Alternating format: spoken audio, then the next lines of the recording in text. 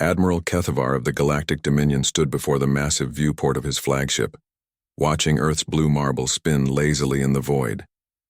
The planet looked deceptively peaceful, almost quaint compared to the militaristic fortress worlds that dotted the Empire's territory. No orbital defense platforms bristled with weapons, no massive fleet formations patrolled its space lanes. Just a handful of seemingly outdated vessels drifting in loose formations around their home world. "Primitives," sneered Commander Zix, his chitinous mandibles clicking with disdain. "Look at their military vessels. Crude metal constructs barely worthy of scrapyards." Kethavar nodded, though something nagged at the back of his mind. The Terrans had joined the Galactic Council only 50 cycles ago, yet they'd managed to secure impressive trade agreements and diplomatic positions with remarkable speed. Still, their military appeared laughably weak compared to the Empire's genetically enhanced super soldiers and advanced weaponry. The invasion would be swift, clean. The humans would capitulate within hours once they witnessed the overwhelming might of the Dominion's forces. "Begin the assault," Kethavar commanded. The first wave of Dominion dropships descended toward Earth's major population centers. Each contained squads of 8-foot-tall Krillian warriors, their exoskeletons gleaming with integrated armor plating and neural enhancement implants. These soldiers had been bred for war, their DNA spliced with traits from a dozen predator species across the galaxy. The dropships landed in what appeared to be Earth's capital regions. The warriors emerged, expecting to face cowering civilians or perhaps hastily assembled militia forces. Instead, they found empty streets. Squad leader Vorth activated his thermal scanners, searching for heat signatures. The readings were strange. Humans appeared to be everywhere and nowhere simultaneously. Life signs flickered in and out of detection range as if the very air itself was alive.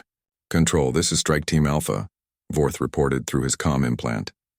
"The humans appear to have evacuated. We're detecting scattered life signs but no organized resistance." That's when the first Krillian warrior simply disappeared. One moment, Trooper Gex was advancing down what the humans called a street, his enhanced senses scanning for threats. The next, there was nothing but empty armor clattering to the ground, smoking slightly. "What in the void?" Vorth began, then felt something touch his shoulder. He spun around, weapons charging, but saw only empty air. His squad's biomonitors showed 7 warriors instead of 8, but his eyes insisted he was surrounded only by his remaining men and scattered debris.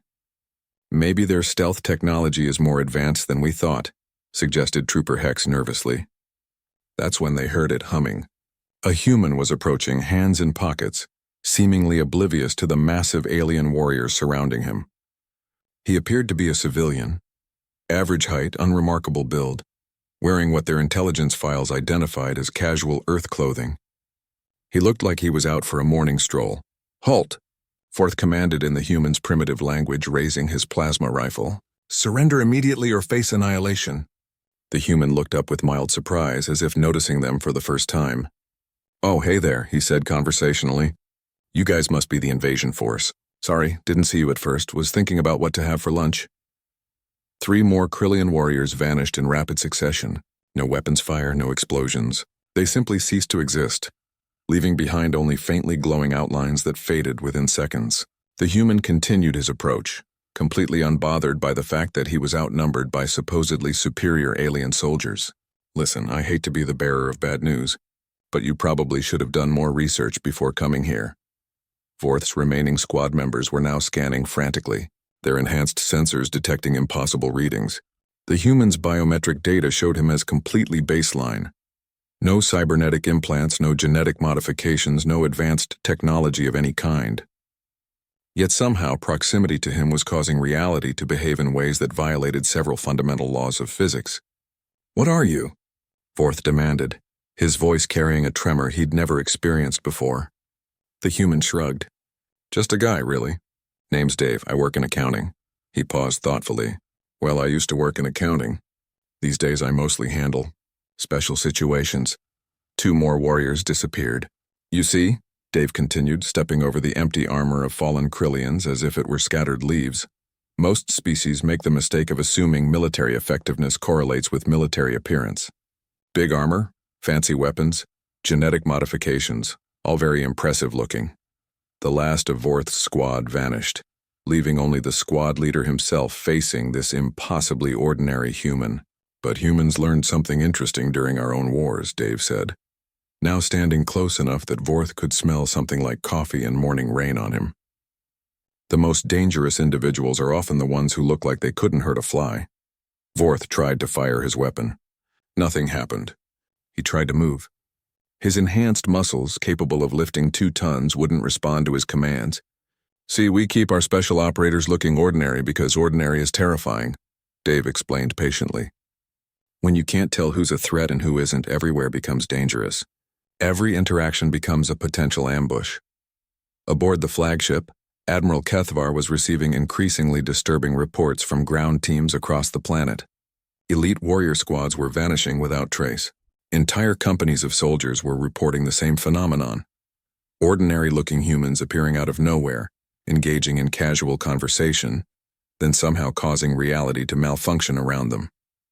"Sir," came a shaky report from the surface. "We've lost contact with Strike Team Omega. Last transmission mentioned they were approached by what appeared to be an elderly human female walking a small quadruped. She offered them cookies." Another report. "Strike Team Gamma has gone dark." Final message mentioned a human child on a wheeled transportation device.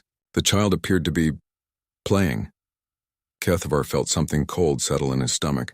"Recall all ground forces immediately. Prepare for emergency jump to hyperspace," but it was too late. Dave had finished his conversation with squad leader Vorth, who now existed as little more than a fading memory and some scattered equipment. The human pulled out a small communication device that looked like it had been assembled from spare parts. "Hey, Sarah?"